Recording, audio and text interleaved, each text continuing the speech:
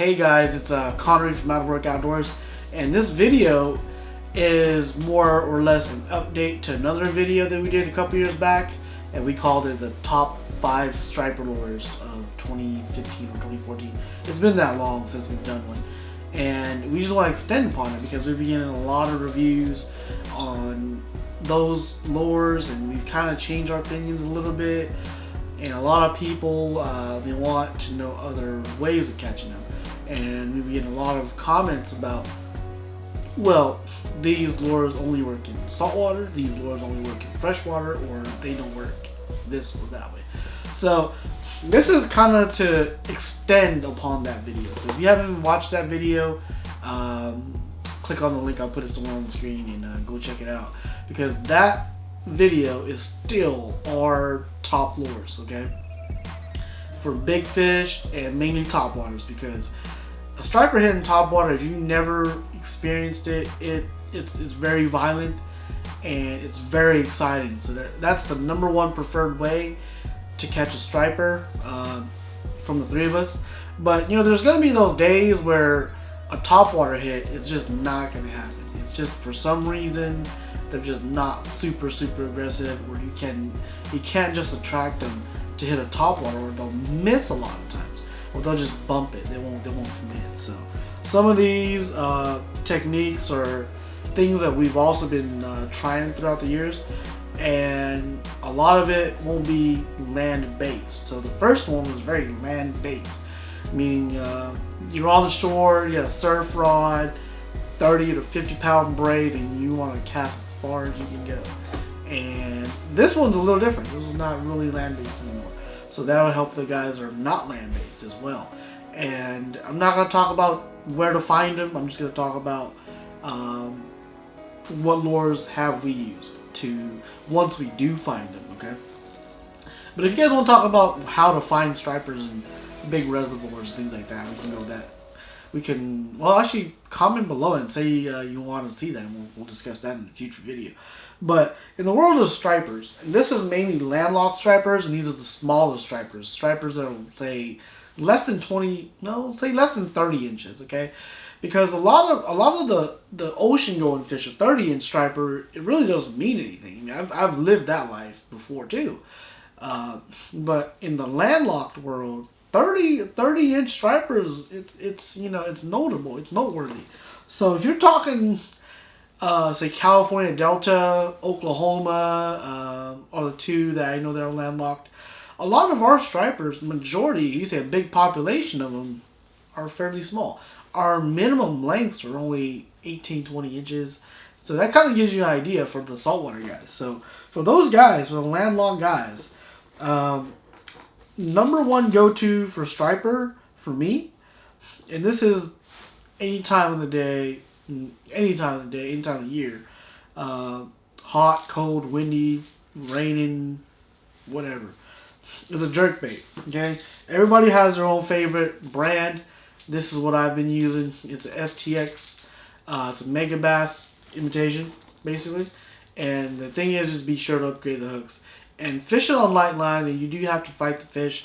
It's nothing that you can hook and just horse them in. So that's a good brand.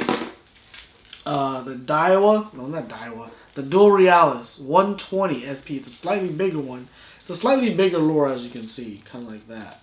Okay, so depending on what they want. I like to throw this one a little bit more because it does throw a little bit farther, and it dives a little bit deeper. And yeah, so kind of jerkbaits, so don't leave those out of the way. And in terms of affordability, that's something I wanted to cover. The Rick Clun, this is the Lucky Strike Rick Clun, or Lucky Strike RC Stick is what it's called. This is a very good lure for a very cheap price.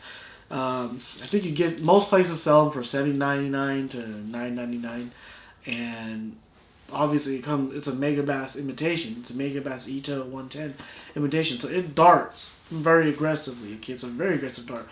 It's very erratic. The only downside is the hooks suck, so be sure to change the hooks out. What I recommend are Gamakatsus or owners. Take your pick on which model you want. And then, like I said, fish on light line. 10-pound line is A 10-pound braid is my favorite on this, and throwing on spinning or bait cast equipment, it doesn't matter, it's up to you.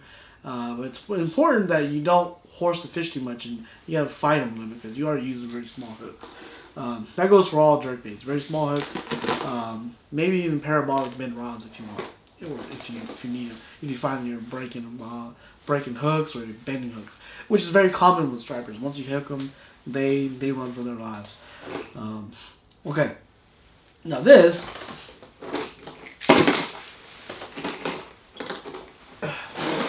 These two are. This is another lure. This is another topwater. I'm going to add to the arsenal. This is another topwater lure that I've been playing with. This is the Storm ARASHI Walk the Dog, Cigar category topwater.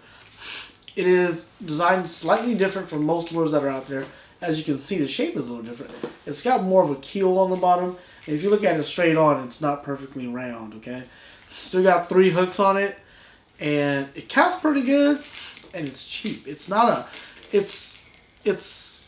a Lucky Craft gunfish by any means, but it has its own place because I think it only runs $7.99 for this lure, so that's a big one for me. And once again, upgrade the hooks and do a cool paint job on it, and put some marabou on the back of the hook.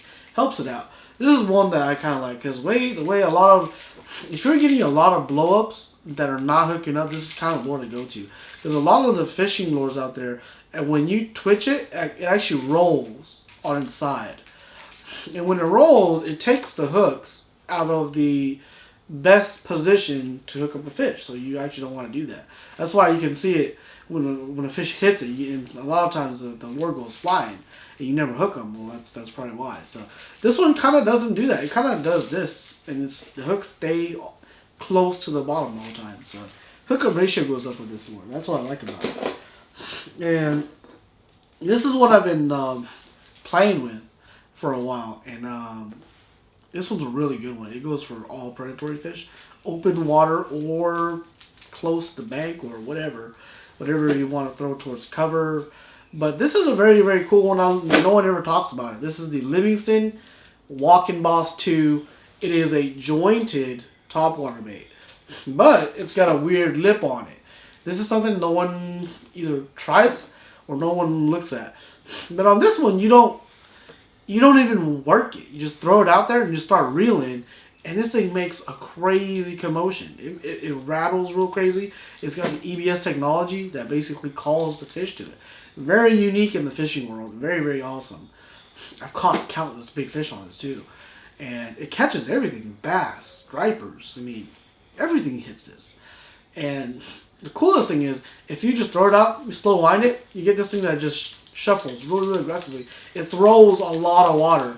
And if you want more action, start snapping it like you would a regular topwater. Start walking it, and this thing throws off the most water that I've ever seen on a topwater lure for its size. Okay, that's very impressive. Like I said, no one ever talks about it. Pretty cool color. Probably the best color is the Ginrin color, which is the color I'm actually holding right here. And upgrade the hooks, size 4s here, and actually size 4 on all 3 of them. Yeah, that's the other thing too. 3 treble hooks, we must have. Okay, from there on out, that's kind of the normal stuff that a lot of people talk about. Now, the other thing I'd like to do is wintertime fishing. In wintertime, you can't beat the A-rig. Now, this is a scaled down version, but when you're throwing stripers, you want the beefiest A-rig you can basically get. Or, the opposite, you get basically a disposable one. The ones we use is the ones from Terminator. We basically just use the stainless steel version. We have a pretty good discount on how we get them, so that's why we use them. This is actually a hog farmer. This is more of a finessier A-rig. But for a striper A-rig, they will bite the big stuff. So get them with the 5-inch arms, 8-inch arms, and throw yourself some 5-inch swim baits on there. I mean, this is only a 4.5, so you're going to hang 5 big ones on there. But the A-rig is something that stripers hit all year round. I mean, if you're throwing the A-rig, you're either 1 at the dams or 2 you're on a boat if you found them already, because you're not going to throw an A-rig all day. A lot of people will troll with it, which is fine too, But the A rig to me is like when you're on your boat, you have found them, you know where they're at, and you just want to catch 2, 3, 4 at a time, and you throw the A rig out there, count it down, what to the depth they're at, and just slow wind it, snap it every once in a while, and just hang on. They'll hit it. Because that's what they do anyways. They harass bait fish all day. That's what they do. Now, that's if they're active. If they're not super active, then it's a little trickier. You might have to do something else to kind of trigger that school. A lot of times, when I throw that, and I'll have somebody else just throw a basic swim bait. These are big swim baits too. Well, I say big, but for a striper, this is nothing. This is basically your jig head with a swim bait, and this is a swim bait with a owner beast hook inside of it. So that's a 6-inch money minnow, and I think that's a bass Rix, if I'm not mistaken. I could be wrong, but it's on a 1 ounce head, and that's the thing too. When I'm throwing these big swim baits, I'm not fishing shallow. I'm fishing at least 15, 20 feet. And a lot of times what I do is, the stripers are very competitive when they're in their schooling, when they're in the school. So what you want to do is, a lot of times when you slow roll a swim bait through there, they won't do anything. But if this 1 ouncer just drops right down through the school, it forces them to react. And either you hit one and it darts off, or it goes down real fast and one actually grabs it. There's been a lot of times where I've seen a school, like the boat sitting right on top of the school. You can see it's a good sized school, and you drop something down slowly, nothing happens. But when you rip it up real fast and it actually hits one, it causes the school to it's just imagination, but I think it causes the school to panic a little bit, or it excites the school a little bit, and the next time something falls through it, someone's gonna get hit. So swim baits is a big deal. And it's been working forever. No one just talked about it. And those are the bigger ones. These are if you run into bait-oriented stripers where something this big is not what they're eating that day. I mean, during the fall time, maybe yes, but majority of the time you'll see me throwing this type of stuff. This is a Gambler Big Easy, and all ringed on a 1/2 ounce Strike King Squadron head. This is a jig head that we really like here on our channel, and that's what I throw if I'm on a swim bait bite. Actually, that's what I tie on first. If I'm ever thinking that I'm gonna go striper, hybrid, or white bass fishing sometimes, and I'm just I'm going for bites versus going for quality. So that'll load up the boat real fast. I mean, don't get too shy. So you even got the 1/4 ounce ball head on a 4 1/4 inch Strike King caffeine shad. That works pretty good for your stripers that are, I don't know, 18 inches, 18, 20, whatever your legal size is. And once again, it's another Gambler on a Kalen's head. Very, very popular head. And there's another good one. A lot of these, like the Gambler, it actually throws off a really good tail kick. But some days, post frontal, you want to throw something a little more finesse. The Missile Baits Shockwave is a really good swim bait for that. And once again, it's on a 1/2 ounce. So on a 1/2 ounce, I can cover anything from 15 to about 30 feet. Once you go beyond 30, I step it up to 3/4. But that's you have to play around with that a little bit. Now, one of my things that I've been doing recently that I love doing is spooning for them. A lot of people, when they say spooning, they'll throw like a spoon that's like 3 inches or 4 inches, and I'm trying to catch them. To me, that's it's a little boring, so I don't do it. To me, I like this stuff. This is the minimum I'll throw, right here. This is the 6-inch spoon from NICHOLS, NICHOLS. Yeah, it's a NICHOLS. NICHOLS Lures. This is the Ben Parker Signature Series. They use this a lot for bass on the Tennessee River chain of lakes. So that's kind of where I picked this one up. Picked the idea up is a lot of times when the school's there and you can't wake them up, they're there, and you throw the swim bait down there, you're stroking it through the school a couple of times and it's still nothing. Sometimes you just gotta slap them in the face, and that's what this is really good at. this lure, usually the first time you drop it down there, you're not gonna get bit. But as you're reeling it and you're reeling it through the school and you rip it and you let it flutter back, it's got a pretty aggressive flutter. That's the cool thing about this too. It's got an aggressive flutter, so when you snap it and you let it fall on slack line, you can hear the thump going on with this lure. And what I think happens is it'll actually hit the fish, and I've actually felt it hit a couple of fish before. And after you get a couple of them to hit, like you basically hit the fish on the head, and then it seems like that one darts off, and the next one will grab it. So that's a pretty cool way to trigger them too when they're not hungry. And like I said, we started off with live bait a long time ago, but due to the fact that live bait was too easy, you kind of want to step up your game and try all these weird things. And plus, live bait is hard to maintain in my opinion. I'd rather do artificials. So this is a pretty good one. Okay, the 6-inch, that's a good one. These are pretty pricey. Just to let you know up front. Now, when they're biting this real good, and you know there's big fish in there, step it up to this one. Okay, that's a 6, that's an 8. And there's another guy on YouTube that's throwing this one, and he's smashing it in like 50 feet of water.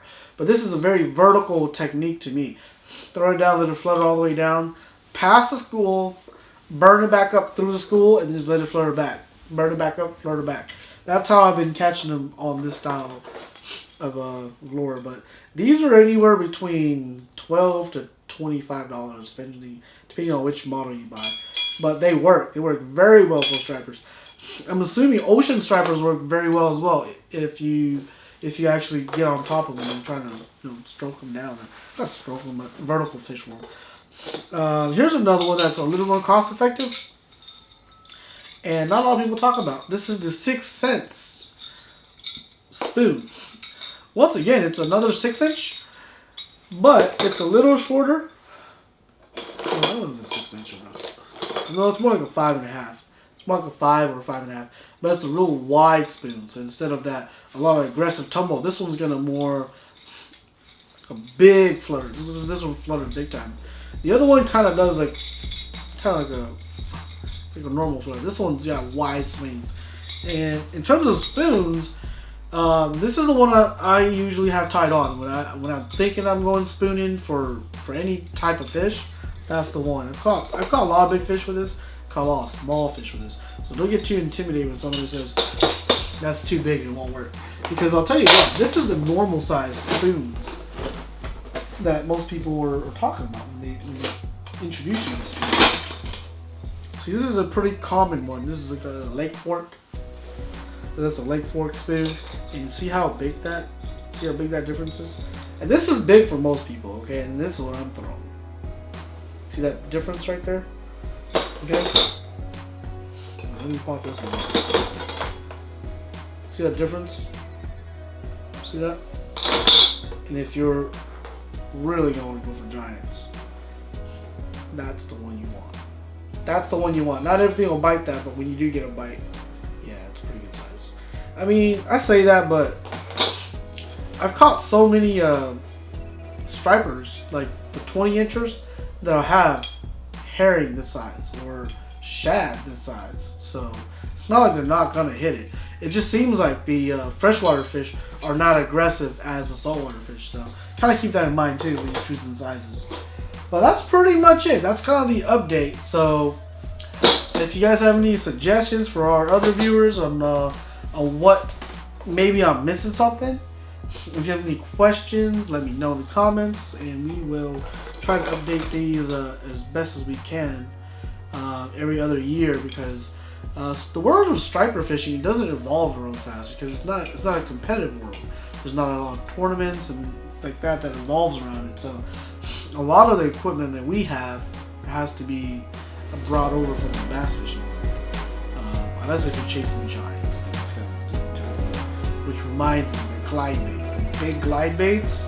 I don't have one with me, but those are also really good. I'm trying out, and it might make our recommendation list this coming year. But that's pretty much it. So spoons, swim baits of all sizes, A-rigs, and a couple more top waters and jerkbaits. That's all you really need to be successful for striper fishing. Okay, so I think I've covered all the lures that I would use. I don't have any other secrets out there. So if you'd like to add to the list, just put it in the comments and people read it. Otherwise, thanks for watching.